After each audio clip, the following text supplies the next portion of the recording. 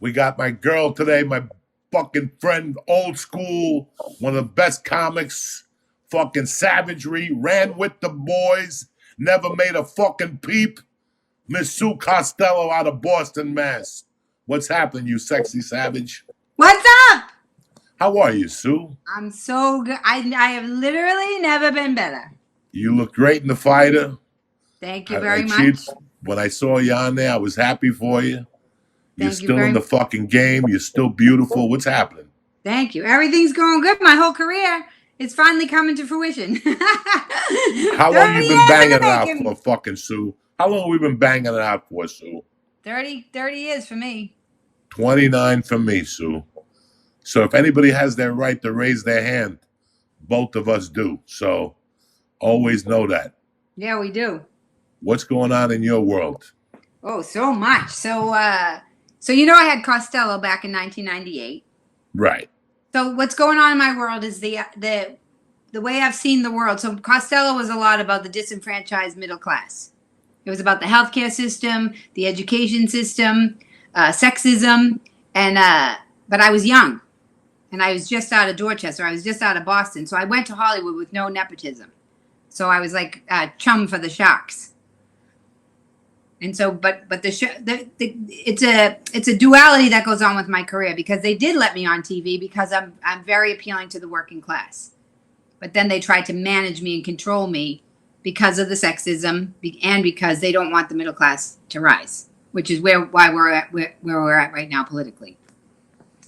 How long did your show last for? It was on for 8 episodes. No, we filmed 8. There were 4 episodes, but even the first. So what happened with Costello was they thought it was going to be the best thing that ever happened. Like the guys who produced Home Improvement Okay. and Roseanne did my show. And the night of the pilot, the Marines were literally hanging off the rafters screaming. The guys. It was always the guys, too, which was so interesting. I mean, the girls like me, but the guys really. And they were like, we fucking love you, Sue. And so they also had dollar signs. And these guys who produced Home Improvement and Roseanne, first of all, they chased me around the whole time telling me, don't be like Roseanne, don't be like Roseanne, don't be like Roseanne. And all I keep thinking is I should have been like fucking Roseanne. Roseanne was on for how many years? And mine was on for like 4 episodes. And so they were already established at this point. So I had this other woman co-create the show with me. And they left. They abandoned her. And she ended up having to run the show, but she didn't know how to run the show. So they thought it was just going to sail like Home Improvement did. Once they saw the pilot, they thought it was a slam dunk. And they put me on, but what they did, so what's going on in my career now is all reflected back then. So what they did was they moved King of the Hill, which was a male-driven show, and it was on Fox, and it was the main, that was Fox's biggest show. It was their foundation. They moved King of the Hill to Tuesday night to launch my show, but it was a male-driven show. No guys were going to watch a woman's show without a reason. So what they did was they tanked King of the Hill by doing that. And the night of my premiere, Mark McGuire hit a 60-second home run, so it got preempted. So all the press building up to it shit the bed. And the press, looking back now, Colin Quinn, me and Colin had a big talk about this. The press were so provoked by my middle classness that I have an accent. They were very provoked by it, which is what's happening right now in the media. The elite media, they've gotten way worse. They don't want to hear it, which is going on with the divide in our country. They're shitting on the people that are voting for Trump, and I'm like, this is why they're voting for Trump because you shit on us. And so back when so everything that's happening now was going on with Costello while the sexism was very strong.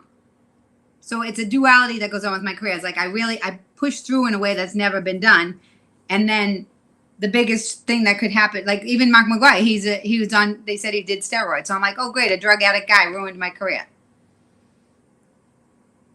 Sport. So what happened with CBS after that? So CBS Les Moonves gave me my first 2 deals.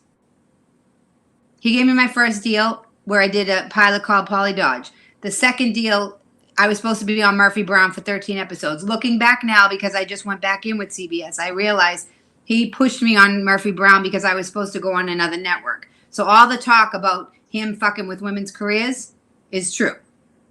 He promised me 13 episodes on Murphy Brown. I went on Murphy Brown because I thought that was the humble move to make instead of going on Townies which was a new show, and I thought that was too egotistical. I was like, if I go on Murphy Brown, I'll get the exposure, I'll learn from the best, and then I'll do my own show instead of being an egomaniac thinking I want my own show.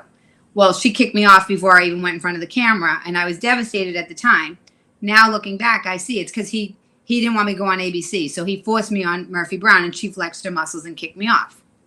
So everything that's come out in the press about him fucking with women's careers is true. With the career, with the business aspect of it. And then there was a pilot called Queens.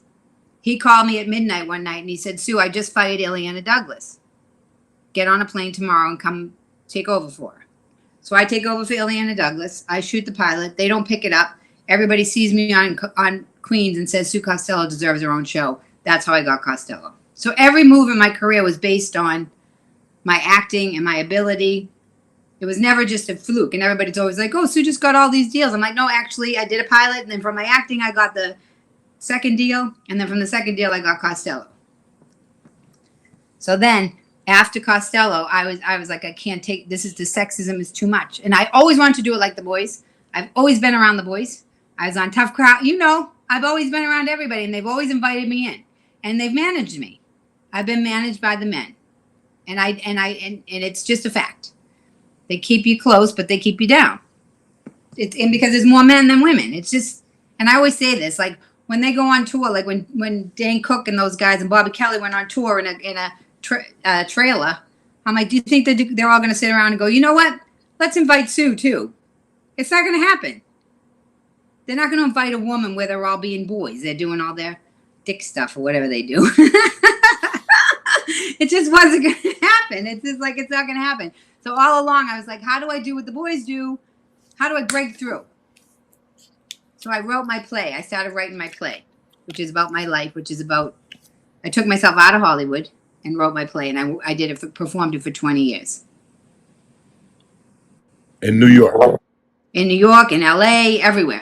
Performed it everywhere. I performed it over and over and over and over and over and over and over and over and over again because I wanted to get so strong that I could perform. There's no props or anything with the play, and the play is about my whole life and my career. It's about Hollywood, about getting exploited. It's about how the system is set up to hurt us. It's about everything I tried to do with Costello. Because when Costello got canceled, I was like, I still have my voice. There was something about the fame thing. I didn't want to be famous. I wanted to be creative.